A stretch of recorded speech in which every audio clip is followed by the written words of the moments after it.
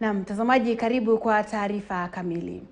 Viongozi kutoka muungano wa Kenya Kwanza wameendelea kuikosoa mahakama kuhusiana na uamuzi wa kuharamisha matozo kwa ajili ya mradi wa nyumba nafuu chini ya mbawa za miradi ya Rais William Ruto.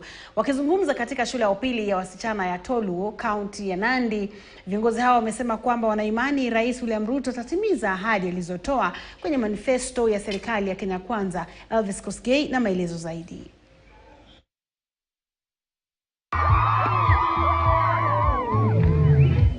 Shule ya upili ya wasichana ya Tolu Girls eneo bunge la Mosop katika kaunti ya Nandi ilikuwa mwenyeji kwa msaidizi wa Rais Farouk Kibet aliongoza viongozi wa kitaifa na kaunti kwenye hafla hii kutoa shukrani na kufanikisha ujenzi wa shule hii. Hapa ndipo semi za kuikosoa mahakama ziliposhikiwa kani. I want to ask the courts of law, don't stop mambo ya affordable housing na maendeleo, kwa sababu walisimamisha affordable housing, wakakuja wakasimamisha mambo ya NHIF.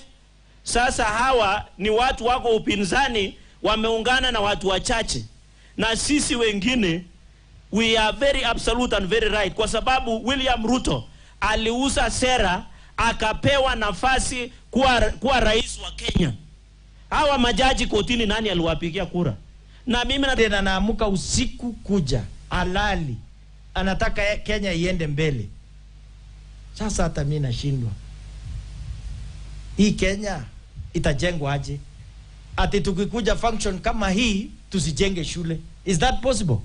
Mnataka president akitembea akiona mahali imekuwa slum ataki itolewe. Hiyo ndio maneno tunataka katika Kenya hii. Kila kitu iendelee, watu wetu wapate kazi, watu wetu waweze kupata rasilimali, wapate pesa mfukoni na nyumba zijengwe katika Jamhuri ya Kenya. We cannot stop other than supporting the president na watu wa Jamhuri. Viongozi hao walisema kwamba mahakama haitasimamisha miradi iliyoainishwa kwenye mipango ya serikali ya Kenya Kwanza, huku akiwa na matumaini kwamba rais atafanikisha yote haya. Next week we are going to be in bunge na tutapitisha sheria na hakuna mtu atasimamisha mambo ya low income housing again. Never again. Kwa sababu this is for the good of the people. The president means well, but a few people wamekimbia kotini, wametumia njia ya nyuma, wamefanya kwanza wasimamishe.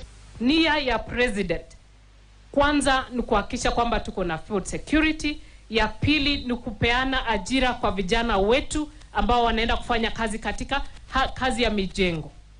Na tumeona kwamba president is a very very resourceful person, very creative.